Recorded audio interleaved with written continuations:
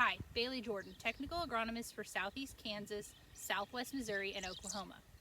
I'm standing here in one of my market development trials, taking a look at growth stages on these plants and thinking about some of the developmental stages that are going to take place in the near future. This field was planted on April 24th. It took relatively about 10 days to come up. What we have here today is a V5 growth stage plant. We're looking at 5 visible leaf collars on this plant. If you think about some of the important growth stages that this plant has made it through, or developmental stages, the first and most important one was emergence. So the coleoptile broke the ground, this field emerged roughly 10 days, and we had stand establishment and good stand establishment in this field. And that was one of the first important developmental stages that this plant made it through. Fast forward a couple growth stages and we got to V3. And what was happening with this plant at V3 is it was starting to no longer rely on the seed for what this plant needed to survive, nutrients. And it really started depending on the nodal roots to supply this plant with what it needed to survive.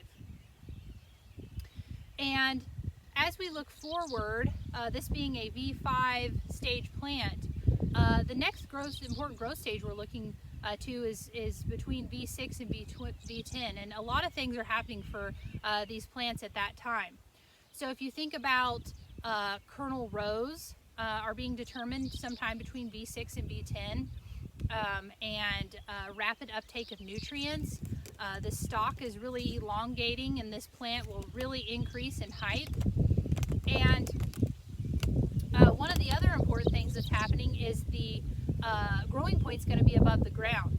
So when you think about events like hailstorms or something running through this field and potentially snapping plants off, that growing point is going to be above the ground and more susceptible to damage that would kill that plant, when before then it's otherwise slightly protected by being underground. So back to kernel rows, thinking about kernel rows, when we're in July and August and we're looking at ears and looking what we might have as far as yield potential, knowing when these developmental stages are happening and being able to think back to weather events or some kind of stress that may have happened during the V6 growth stage or sometime between V6 and V10 is important, so you can think back and know what might have caused some inconsistencies that you might see in kernel rows, for example. Kernel rows are dependent on genetics, genetic potential, and then environment. So if you're looking at a hybrid that you know has the potential to have, say, 18 kernels or rows around, but maybe you're only seeing 14 or 16, you might think back and make notes of things that are happening now that you might be able to contribute to that difference you're seeing later in the season. So just thinking about that and utilizing this information to make notes that you can use later in the season. So thank you for joining me in the field, and have a safe growing season. Thanks.